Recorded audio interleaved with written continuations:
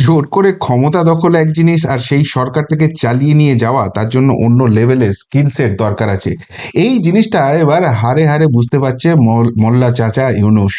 মানে all is not well বলে না, এখানে nothing is well for Bangladesh.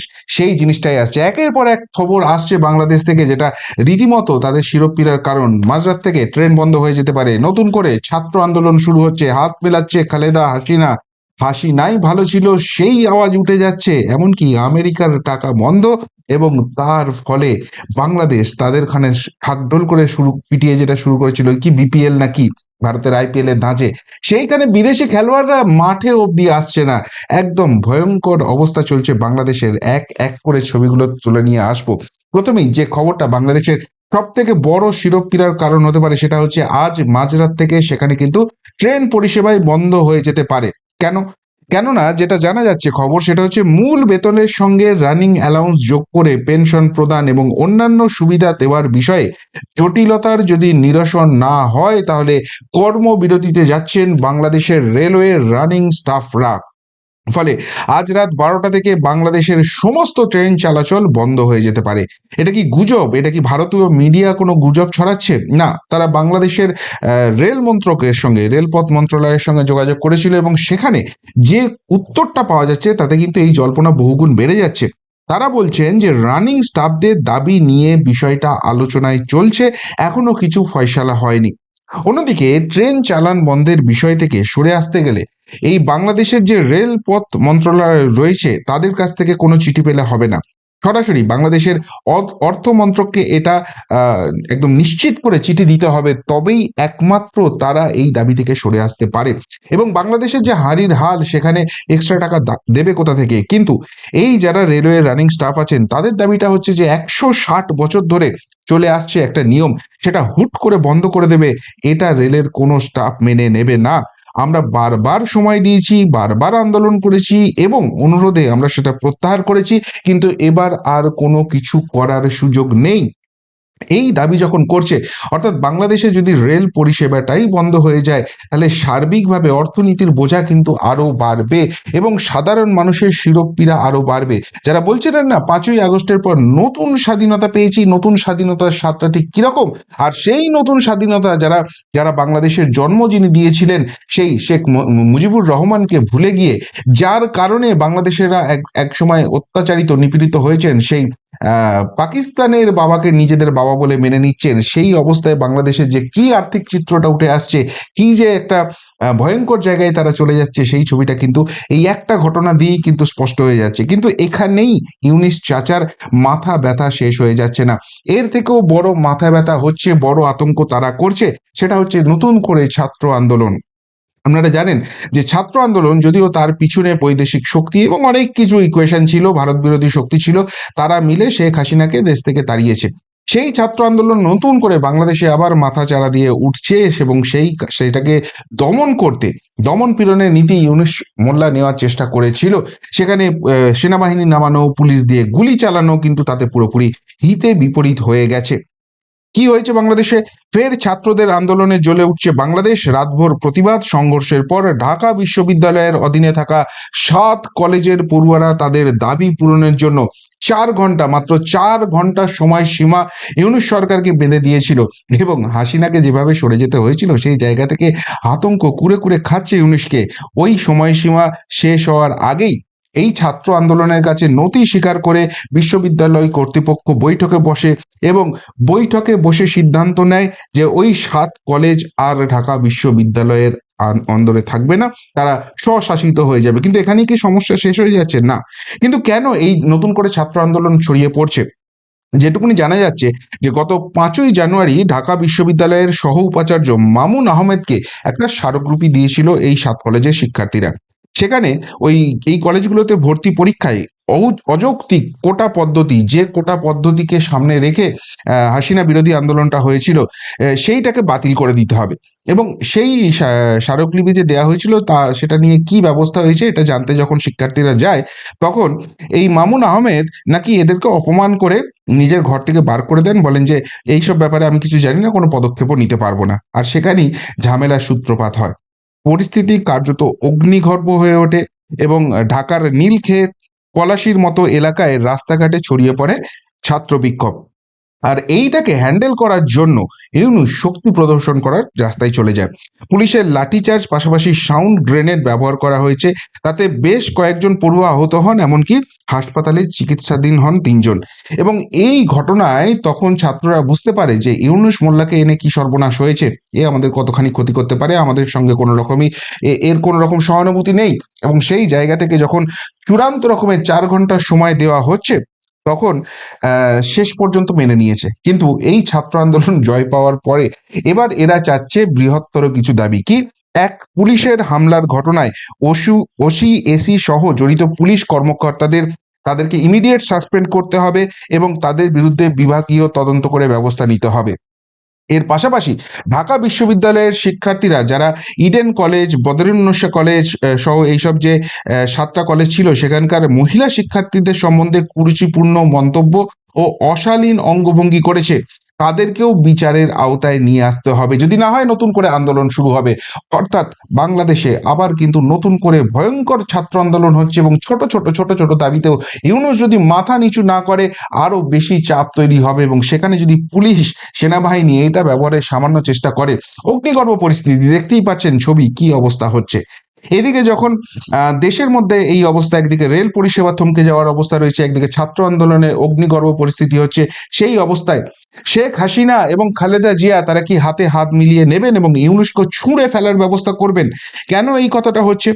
Awami League এবং বিএনপি নেতাদের অবস্থান বর্তমানে অভিন্ন। দুই দলই ইউনূসের নেতৃত্বাধীন কোনো সরকারের অধীনে নির্বাচন হোক চাইছে না। এই যে বাংলাদেশে এটা অন্তর্বর্তী সরকার চলছে এবং যে কোনো সময় নির্বাচন ঘোষণা করতে হবে, যত তাড়াতাড়ি সম্ভব নির্বাচন ঘোষণা করতে হবে, এই চাপটা বাড়ছে। কিন্তু সেই নির্বাচনের সময় ইউনূস মোল্লা যাতে নিজের কাছে ক্ষমতাটা রাখতে না পারে, গণতান্ত্রিক পদ্ধতিতে কেউ জিতে ক্ষমতায় আসুক, এই জায়গাটা নিশ্চিত হয়, সেটা সুনিশ্চিত করতে গেলে ইউনূস মোল্লাকে ইমিডিয়েটলি রিজাইন করতে হবে। এই দাবিটা কিন্তু ক্রমশ বিএনপি এবং আওয়ামী লীগ দু দলই কিন্তু চাপটা বাড়াচ্ছে। বিএনপির মহাসচিব মির্জা ফখরুল ইসলাম আলমগীর তিনি বলছেন, নির্বাচন হতে হবে কোনো নিরপেক্ষ তত্ত্বাবধায়ক সরকারের অধীনে। অন্যদিকে শেখ হাসিনার সরকারের যিনি তথ্য সম্প্রচার প্রতিমন্ত্রী ছিলেন, সেই মোহাম্মদ আলী এ আরাফাত, তিনি বলছেন, আগামী নির্বাচন ইউনূসের অবৈধ সরকারের অধীনে হবে না।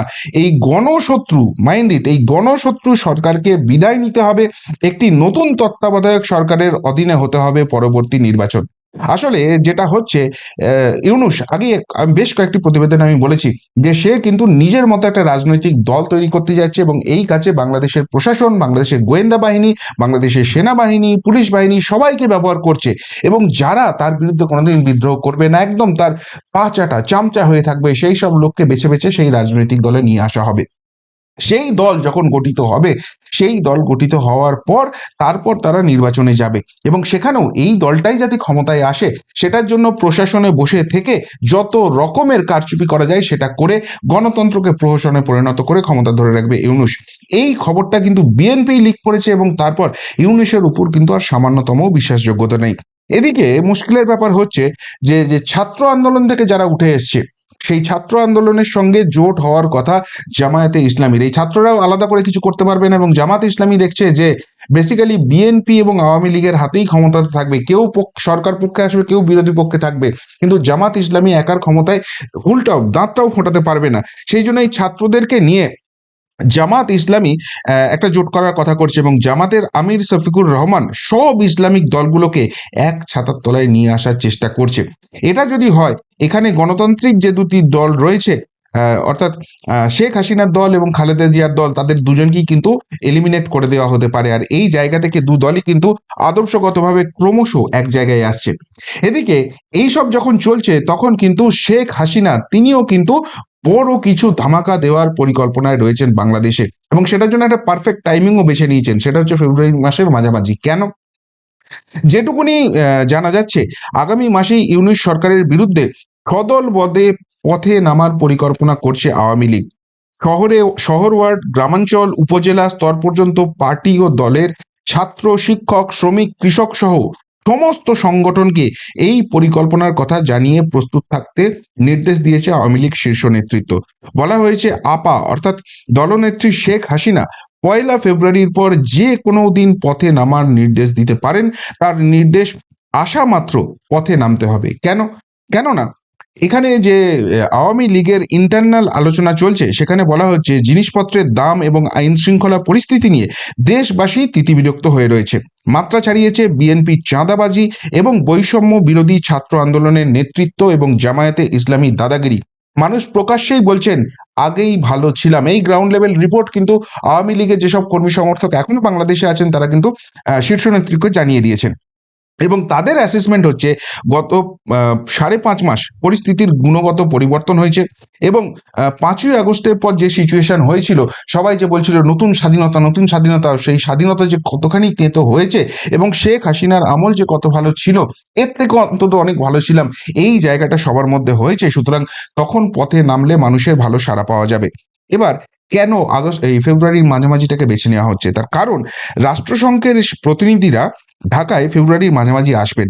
তখনই আত্মপ্রকাশ করে তাদের হাতে ইউনূস জামানায় যে চূড়ান্ত নির্যাতন চলেছে তার তথ্য প্রমাণ তুলে ধরা হবে। এবং সেক্ষেত্রে যেহেতু রাষ্ট্রসংঘের ডেলিগেটসরা আসছেন, সেখানে যদি আওয়ামী লীগের প্রতিনিধিদের দেখা করতে বাধা দেওয়া হয়, তাহলে যে জিনিসটা সব থেকে গুরুত্বপূর্ণ হবে এটা ইন্টারন্যাশনাল মিডিয়ায় হাইলাইট হয়ে যাবে। আর এই সময়টাকেই সেই জন্য কাজে লাগিয়ে অল আউট অ্যাটাকে কিন্তু ফেব্রুয়ারির মাঝামাঝি থেকে আওয়ামী লীগ নেমে যেতে পারে। অর্থাৎ এই যে আওয়ামী লীগকে ব্যান করে নির্বাচনে যাব বলছে, জামাতে ইসলামী চাপ করছে, ছাত্র আন্দোলনের মুখ যারা তারা চাপ দিচ্ছে, সেই জায়গাটা কিন্তু করতে পারবে না। উল্টে ওদিকে ডোনাল্ড ট্রাম্প এসে গেছে, এদিকে নরেন্দ্র মোদীর সাপোর্ট রয়েছে, এমন একটা হাওয়া রয়েছে, এবং সেই হাওয়াতে আওয়ামী লীগ কিন্তু ফুল ফ্লেজের নামছেন, এমনকি শেখ হাসিনারও এন্ট্রি হতে পারে। এই সম্ভাবনা কিন্তু ক্রমশ উজ্জ্বল হচ্ছে। আর এই সব যখন হচ্ছে, তখন বাংলাদেশ আর একটা জায়গায় কিন্তু কার্যত জ্বলে পুড়ে শেষ হয়ে যাচ্ছে। দেখুন, অর্থনৈতিক সমস্যায় বাংলাদেশ জর্জরিত। এর মাঝখানে আমেরিকা কিন্তু টাকা বন্ধ করে দিয়েছে, তাদেরকে আর কোনো রকম কোনো অনুদান পাঠাবে না। আর এই জায়গাটায় বড় ধাক্কা হতে চলেছে ইউনিশ প্রশাসনের জন্য। যদিও শাক দিয়ে মাছ ঢাকার মতো তারা বলছেন যে এটা তো শুধু বাংলাদেশের উপর করা হয়নি, এটা পৃথিবীর প্রায় সমস্ত দেশের সঙ্গেই আমেরিকা করেছে। এবং এই ব্যানটা আপাতত 3 মাসের জন্য। তখন আমেরিকা ফার্স্ট, আমেরিকার নীতি ঠিক হয়ে যাবে এবং তারপর 3 মাস বাদে সমস্ত কিছু ঠিক হয়ে যাবে। এটা আবার নতুন করে পর্যালোচনা হবে, বাংলাদেশ আবার টাকা পাবে। কিন্তু সত্যি কি তাই? এতটাই কি ইজি ইকুয়েশন? প্রায় 50 বছর ধরে বাংলাদেশকে জনস্বাস্থ্য, শিক্ষা, জ্বালানি, পরিবেশ, খাদ্য, প্রাকৃতিক দুর্যোগ মোকাবিলা সহ আরও বিভিন্ন ক্ষেত্রে সাহায্য করছে আমেরিকা। বাংলাদেশের সংবাদ মাধ্যমেরই দাবি 800 কোটি US ডলার, অর্থাৎ ভারতীয় মুদ্রায় প্রায় 68,000 কোটি টাকা সাহায্য করেছে গত 50 বছরে আমেরিকা। অর্থাৎ যে প্রথাটা গত 50 বছর ধরে চলে আসছে, সেটা এক ঝটকায় এক নিমেষে শেষ হয়ে গেল, সেটা এত তাড়াতাড়ি রিস্টোর করে নেবে আবার আমেরিকা? বাংলাদেশ কি এমন করবে এই 3 মাসে যে সবাইকে ছেড়ে দিয়ে বাংলাদেশের জন্য অনুদানের থলি ভরিয়ে দেবে? যেখানে ডোনাল্ড ট্রাম্প পরিষ্কারভাবে বলে দিয়েছে ইউনিস জামানায় যেভাবে সনাতনী হিন্দুদের উপর অত্যাচার হচ্ছে, সেটা মোটেই ভালোভাবে নিচ্ছি না, তোমরা এটা বন্ধ করো। কিন্তু ইউনিস প্রশাসন সেটা বন্ধ করার কোনো রকম ইঙ্গিত দিচ্ছে। যেভাবে ভারতের উপর আক্রমণ করার চেষ্টা করছে, ভারত বিরোধী কার্যকলাপকে সে তোল্লা দিচ্ছে, সেই জায়গায় ইউনুস প্রশাসনকে সামান্যতম সাহায্য ডোনাল্ড ট্রাম্প করবে, এটা বিশ্বাসযোগ্য? এবং সেটাও 3 মাসের মধ্যে সলভ হয়ে যাবে। এর মাঝখানেই যেটা খুব মজার ব্যাপার হয়েছে, মানে অবভিয়াসলি আমাদের জন্য মজার ব্যাপার, কিন্তু বাংলাদেশিদের জন্য কতখানি যে দুরূহ সেটা দেখুন। বাংলাদেশ ক্রিকেট কর্তাদের, অর্থাৎ যারা মোল্লা ইউনিসের পোষ্য ভৃত্য, তারা ঢাকঢোল পিটিয়ে শুরু করেছিল বাংলাদেশ প্রিমিয়ার লিগ, অর্থাৎ বিপিএল। অর্থাৎ দেখো, আমাদের দেশে কোনো প্রবলেম নেই, সব কিছু ঠিকঠাক আছে, আমরা নতুন স্বাধীনতা পেয়েছি, ইউনুসের আমলে আমরা দারুণ আছি। ওই ধর্মান্ধ কিছু আছে না, গালিগালাজ করে, তারা সেই জিনিসটাই দেখাতে চায়। কিন্তু এই জিনিসটা করতে গিয়ে বাংলাদেশের এমনি এখন শিল্প টিল্পের অবস্থা খুব খারাপ, অর্থনৈতিক অবস্থা খুব খারাপ। তাই দলের ফ্র্যাঞ্চাইজি দেওয়া হয়েছিল কার্যত নাম সর্বস্ব কিন্তু কপর্দকহীনদের। আর সেইটা হলে যেটা হওয়ার সেটাই হয়। বিদেশি ক্রিকেটারদের দলে ফেরানো হয়েছিল, মানে বিদেশি ক্রিকেটার মানে যারা আইপিএল এ চান্স পায় না, যারা অন্যান্য দেশের লিগে চান্স পায় না, তারা মোটামুটি এসে এই বিপিএল এ খেলতে আসে, তাদেরকে দলে নেওয়া হয়। এবং সেখানে ওই ভারতে আইপিএল এ যেরকম অকশন হয় ওরকম নয়, ওরা ড্রাফটিং সিস্টেম করে। ভাই, তোমার দাম আমি ঠিক করে দিলাম, ধরো 20,000 টাকা সাপোজ। তো ওই 20,000 টাকাতেই যে দল প্রথমে বলবে সেই দলে তুমি চলে যাবে। এটার উপর বিডিং হয়ে যে টাকা বাড়বে এরকম কোনো ব্যাপার নয়। ফলে কোন গ্রেডের বিদেশিরা খেলে এবং সেখানে কত কম পয়সা বুঝতেই পারছেন। কিন্তু সেইটুকুনি টাকাও কিন্তু দিতে পারছে না বাংলাদেশ। এবং তাদের যেহেতু দিতে পারছে না, সেই জন্য রবিবার মাঠেই নামেনি এই বিদেশি খেলোয়াড়রা। সব থেকে গুরুত্বপূর্ণ ব্যাপার যে বাংলাদেশের যে প্রিমিয়ার লিগ আছে, বিপিএল এর নিয়ম হচ্ছে যে প্রত্যেক দলে মিনিমাম দুজন করে বিদেশি নাকি থাকতেই হবে, বাকি তারা স্থানীয় প্লেয়ার, যারা দেশীয় প্লেয়ার তাদেরকে খেলাতে পারে। তড়িঘড়ি এই জায়গায় বিদেশিরা মাঠে নামছে না, ফলে এটা নিয়ে আরো বেশি হাইলাইট হবে, মিডিয়াতে হাইলাইট হয়ে বাংলাদেশের অবস্থা আরো বেশি সামনে চলে আসবে। ফলে ক্রিকেট বোর্ডের সভাপতি ফারুক আহমেদ তাড়াতাড়ি টুর্নামেন্ট চলার মাঝখানেই নিয়ম বদলে দিল, বললো যে সমস্ত 11টা প্লেয়ারই তুমি স্থানীয় প্লেয়ার নিয়ে নামতে পারো, কোনো বিদেশির কোনো দরকার নেই।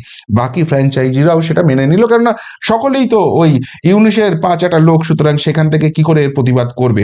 মানে একটা দেশের অর্থনৈতিক অবস্থা কতখানি খারাপ হলে একটা টুর্নামেন্ট শুরু হয়ে যাওয়ার পর এইভাবে মাঝখানে নিয়ম বদল করতে হয়, এবং সেটাও কিসের জন্য? না বিদেশিদের, সেটাও থার্ড গ্রেড বিদেশি, যারা মানে যাদের স্যালারি অত্যন্ত কম, অন্য কোনো দেশে চান্স পায় না, সেই সব বিদেশিদের নিয়ে হওয়া একটা ক্রিকেট টুর্নামেন্ট, সেই টাকাটা অবধি তারা মেটাতে পারছে না। আর এরা বড় বড় কথা বলছে, ভারতের সঙ্গে যুদ্ধ করবে, ভারতের পশ্চিমবঙ্গ ছিনিয়ে নেবে, আসাম ছিনিয়ে নেবে, সেভেন সিস্টার ছিনিয়ে নেবে, এই অবস্থা চলছে বাংলাদেশে। সুতরাং nothing is well for Yunus in Bangladesh, এই ছবিটাই কিন্তু ক্রমশ স্পষ্ট হয়ে যাচ্ছে। এবং ডোনাল্ড ট্রাম্প ক্ষমতায় আসার পর সেটা যে আরো দুর্বিষহ জায়গায় যাচ্ছে, সেটাও কিন্তু কার্যত এস্টাবলিশ হয়ে যাচ্ছে। কি বলবেন বাংলাদেশের এই বর্তমান চিত্র নিয়ে? যেভাবে বাংলাদেশ নিজেদের মধ্যেই জ্বলছে, শুধুমাত্র ভারত বিরোধিতা, ভারতকে গালি দেওয়া এবং ভারতের এই অঙ্গরাজ্য ছিনিয়ে নেবো, ওই দখল করে নেবো, এই দিয়ে কি দেশ চলে?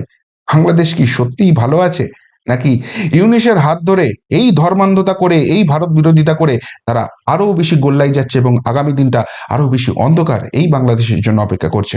উত্তরটা অবশ্যই কমেন্ট বক্সে কমেন্ট করে জানাবেন। এখনকার মতো এখানেই শেষ করলাম, ফেরত আসছি নতুন প্রতিবেদন নিয়ে খুব তাড়াতাড়ি। ভালো থাকবেন, সাথে থাকবেন, পাশে থাকবেন। নমস্কার।